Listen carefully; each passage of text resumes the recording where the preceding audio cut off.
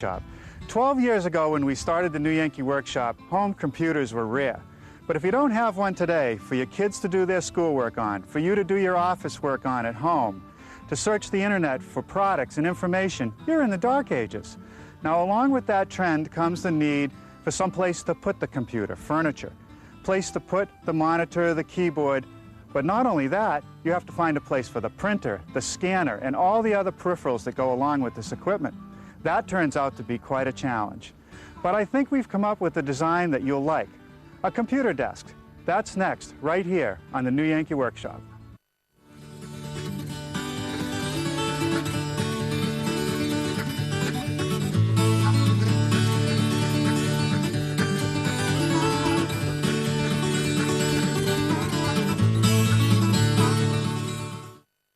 Well, we got lucky. We have our own computer expert. Tim Enright is our webmaster, and he runs the New Yankee website. What do we need for the home office today, Tim? You want to start with speakers. Okay, so stereo speakers so I can listen to my CDs and take music off the internet. That's right. And you'll need one of these. Oh, can they make these any smaller? They do, but in terms of cost per square inch, this is your best bet. 17-inch high-resolution monitor. Well, I can see by all the holes that are in the top that this requires ventilation, so I can't really build around it easily. Nearby, you'll want your keyboard and your mouse. All right, I would have expected that. That's not a problem. And don't forget your computer. I thought the computer was in here. 90% of the computers still look like this. And in front, you'll have a CD, DVD drive, a zip drive, a floppy drive, and it's very common today to have a USB port and a game port. So you want easy access right to the front. And all the cables go into the back of the computer, so you want very easy access to the back as well. Well, there's a lot of things that plug in there. And we are lucky. Why is that? Because you used to have 4 devices to do copy, fax, scanning, and printing. Now we have one. Oh, that's a nice machine. It's going to take up some space, though. So I have to figure out how to get all this equipment into a piece of furniture and not have it too clunky. That's right. It's going to be a challenge. Will you come back and help me set it up when I get it done? Be glad to. All right, thanks. Well, after my discussions with Tim, I decided that maybe the most appropriate material to set this high-tech equipment against would be old wood. The older, the better. After all, after spending hours navigating the internet and checking out the New Yankee website, you want to feel good about it. You want to appreciate that desk. So I went up to New Hampshire and bought some salvaged wood. This is longleaf southern yellow pine. These were floor joists that were band-sawed in half. Now I know this material looks a little bit rough, but once you run it through the surface planer, this is what you end up with. And once you put some polyurethane on it, look at this, it brings out the beauty of the wood. So what we're going to do is take these bits of pine and build a pedestal desk. 2 pedestals spanned by a nice wood top with breadboard edges. We're going to set the monitor on the top and then take the tower and the printer and hide those in the pedestals. I want to start today building the sides for those pedestals. Here's one that I already made, all glued up. You can see it's rails and stiles and a nice flat panel. I exploded one so you can see the details. There's the 2 stiles which form legs, the top rail, the center stile, and the bottom rail, and 2 panels. Wherever there's a stile that meets another piece or a panel, I need a groove, and I want to make those first. To make the grooves, I've set up my dado. I have the 2 outer blades, which gives me a 1/4 inch in width. I've also set up this featherboard. Sometimes the stock might be bowed a bit. I want to make sure it stays tightly against the fence all the way through the pass. That way the groove will be centered. I've set the height at 1/2 inch. I'll run the piece through, turn it around, run it through again, giving me a perfectly centered groove. Now here I've changed the setup to make the tenons, which are going to go into those grooves. And what I've done is set up my dado now at 5/8 of an inch width, install the sacrificial strip so that part of the blade is under it, set it so I get a 1/2 inch tenon, and I've raised the height so that after 2 passes, the tenon is just the right thickness. Well, now I've turned my attention to the panels. Because the panels are thicker than a 1/4 of an inch, I need to make a little rabbet so that they'll fit into the groove. To do that, the dado is in the same position relative to the fence. I've lowered it down. I've installed a featherboard to push down on the table because if you look at this panel, you can see that it's cupped a little bit.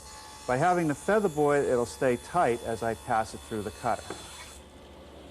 Well, now a little bit of assembly. I'm starting to install some glue in the groove area. Now, I don't want to put glue in the entire groove. I only want it where there's a tenon. I want the panel to float so that it won't split. Okay, now this center stile goes right in here. I've put a couple marks to indicate where it is. Put the two rails on and then clamp it up. Okay, now it's time for the panels. Slide those in dry. A little bit of glue just where the tenons are. And slip this in. And you notice I've held the bottom rail up a bit from the bottom of the desk, and that's going to allow me to make 4 feet on each pedestal, which will make it easier to set on the floor. Here are some boards that I've selected for the desk top. And there's bad news and some good news. If you look at these wide pine boards, you can see that in the middle there's a lot of this flat grain. Now that can present some problems. In time, the boards want to curl, which means the whole top could get wavy. Also, this flat grain in the middle sometimes lifts away, so someday you'll be working at your desk, run your hand over it, and you could catch a sliver. Now, if you look at the edge, though, the good news is that this edge, where the grain is very tight and fine, it's almost perfectly up and down. That's like quarter sawn wood, which is very stable. So what I can do is remove as much of the material as possible and then glue it together. Now, I won't worry about little defects like this hole. I have a method for taking care of that we'll show you later.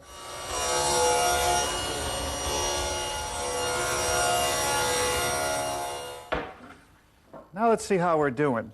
The finished top is going to be 34 inches. I have 41. So I can do a little more fine tuning.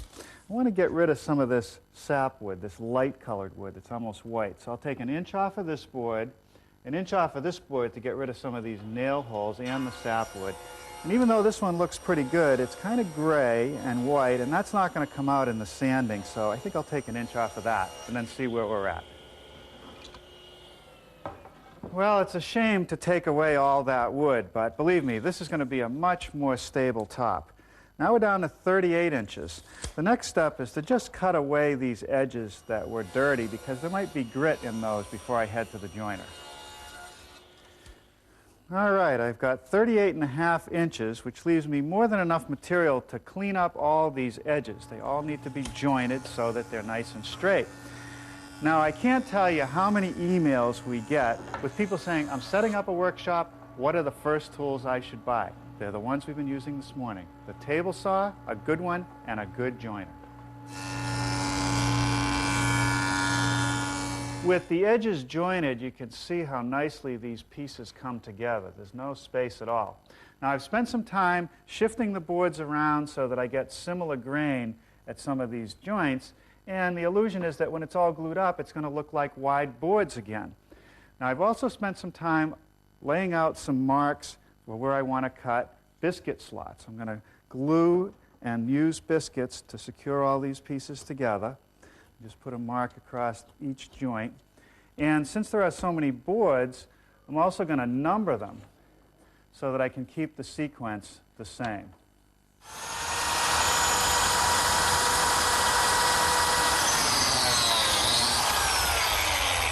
Okay, now it's time to glue it up.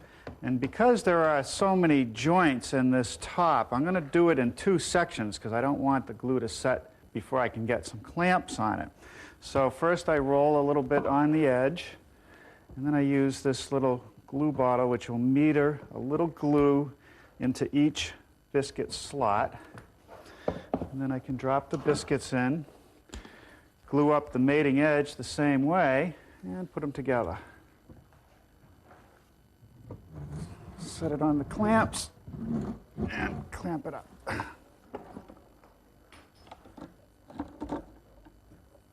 All right, we'll set this aside while I glue up the other half, and after it cures, we'll remove these short clamps and use longer ones to pull the whole thing together. Now, as far as clamp pressure goes, I'm just going to put enough on to pull these joints tightly together. If I squeeze them too much, I'll take the glue out of the joint, but I could also make this buckle and just pop right out of the clamps. I don't want that to happen. Okay, I'd say that's it. Now we'll set this aside.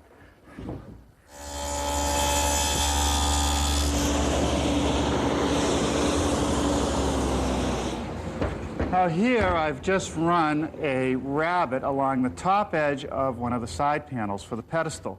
I'm going to use a piece of plywood to join the sides together. That dado that I just plowed out will be for the bottom shelf of the pedestal. Now that groove is for a couple cross pieces. They're going to run across the back. Well, now we're ready for a little bit of assembly of the pedestal. Some glue in the dado that I cut. And here's some pieces of birch plywood that I've cut. This is the bottom shelf. Bring it flush to the front. And then I'm just going to nail it in place with some 1.5-inch brads. Okay, now I want to make sure it's square to the side. So just take a big framing square, bring it up to it nice and snug, and throw in a couple tacks from this side.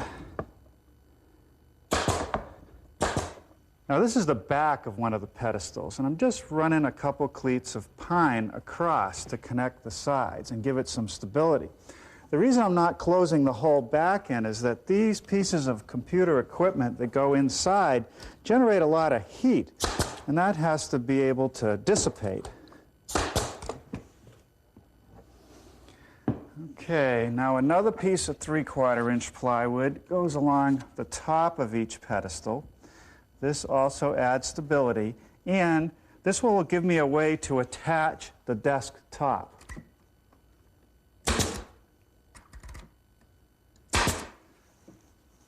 Okay, now with some glue applied to the other side of the pedestal, I'll try to set it all together and nail it up.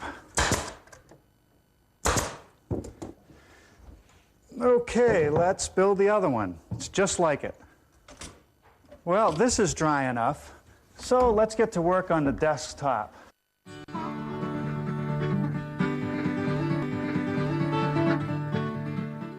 Let me show you how I'm going to treat the ends of the top. So that I don't see all this end grain, I'm going to apply a breadboard edge.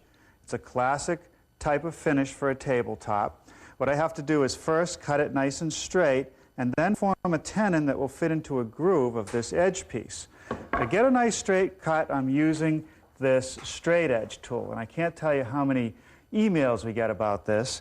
It's a straight edge with an integral clamp, and I set it off from my line, the distance equal to the edge of the shoe to the saw blade, and once it's clamped in place, you get a nice straight cut. Now, using my straight edge clamp and my router set up with a 1/2-inch straight cutting bit, I formed one side of the tenon.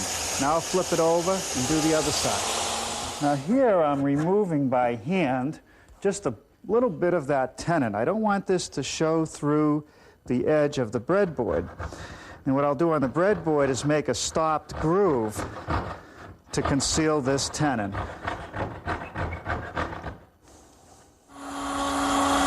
That's the first pass on the groove for that tenon. I'm using a 1/4-inch spiral cutting bit. Because my tenon is a little wider than 1/4 of an inch or thicker, I'm going to move the fence over and make another pass. All right, let's see how we're coming along. All right, that end's good, just snug, but it's a little tight in the middle.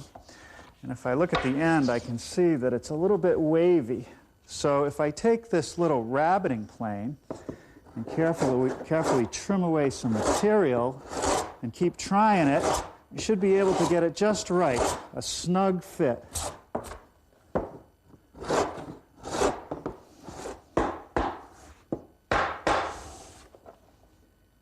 All right, that's close. A little more fine-tuning and that joint should fit nice and tight. Okay, just knock the corner off of the tenon a bit. Try it again.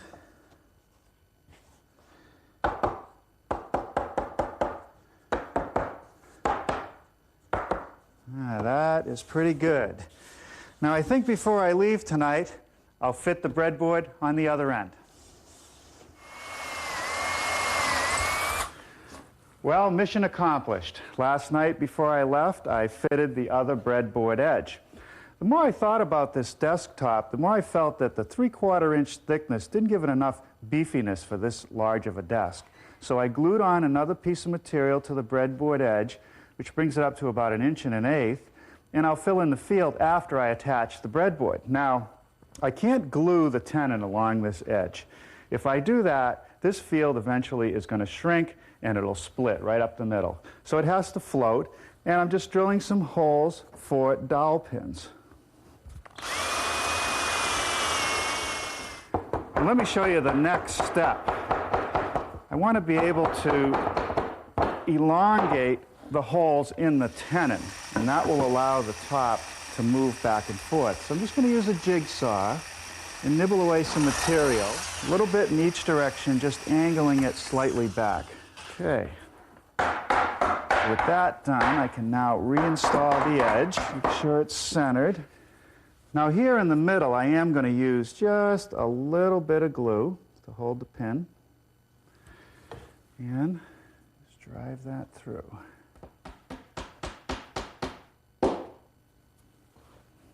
Here on the ends, they're just going to be dry.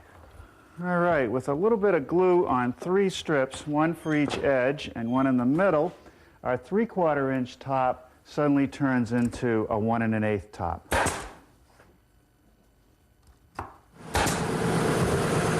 Wow.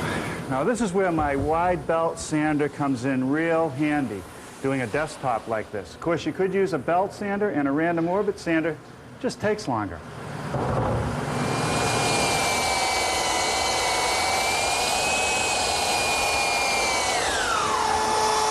Now I round over the edges with a 1/4 inch radius. Well, here I'm starting to repair the defects in the top. I'm using a kit that I can buy from my router. There's a little spiral bit and then this collar that rides inside of this template. The template can be any shape that I want. I'm holding it in place with double stick tape, and I just clean out the material. Now I just remove the template, put it over a piece of patching material. I've removed the collar from the router, and now I'll cut the Dutchman. Okay. Now I have a patch. I'm just going to round over the corners, and that will drop right in there. What defect? Now I'm beginning to build some boxes and drawers that are going to be installed inside the pedestals to store the equipment. They're all made out of Baltic birch, and I need a series of rabbets and dados.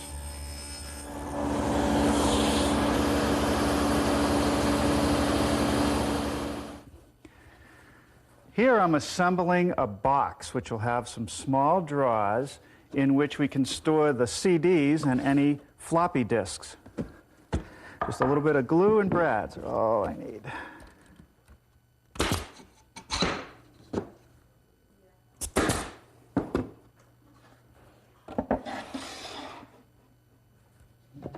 Now this assembly is a drawer for the printer copier. And this 1/4 inch piece of plywood in the bottom is going to be an area for paper storage. And then I'm going to add a 1/2 inch piece on the top for the printer. All right, this will support the printer and store our paper.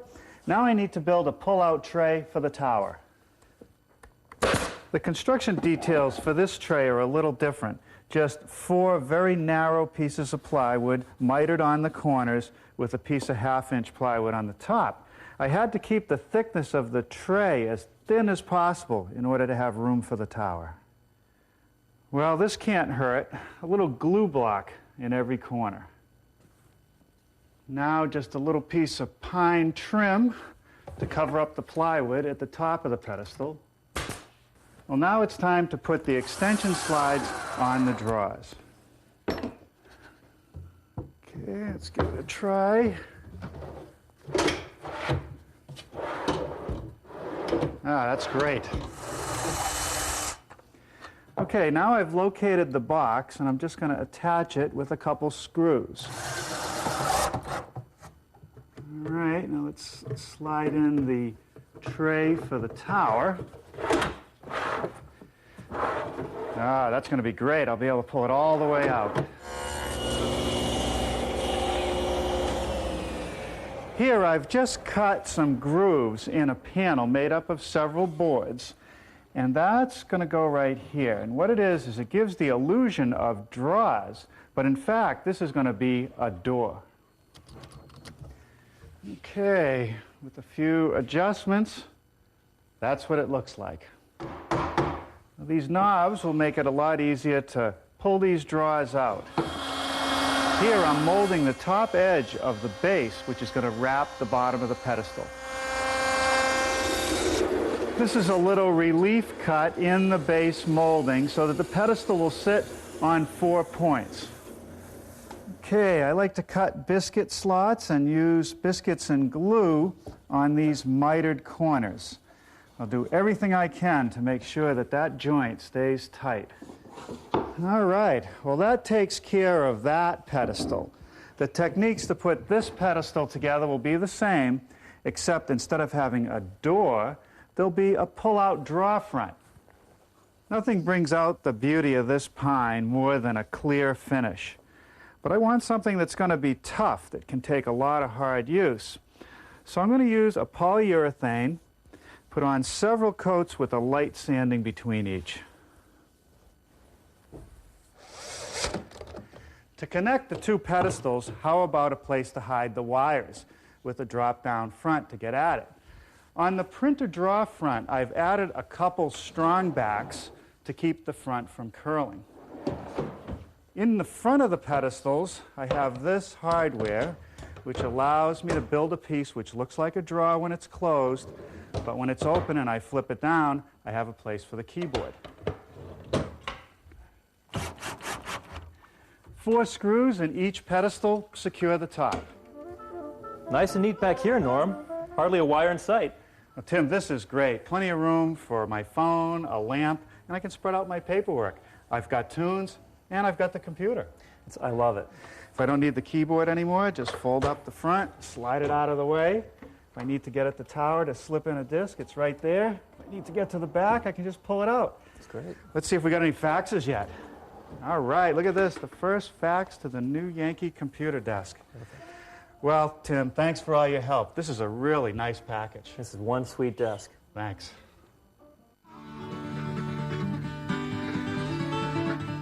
Get whittling with our wonderful website, folks. realtimetv.co.uk/workshop. 4,400 square feet of floor space, and it's full of symbolism, as many homes were at the time. This center painting you notice is called the Crowning of Knowledge, and it's flanked by lunettes on either side called Happiness and Prosperity. So the not-so-subtle message was that through knowledge comes happiness and prosperity.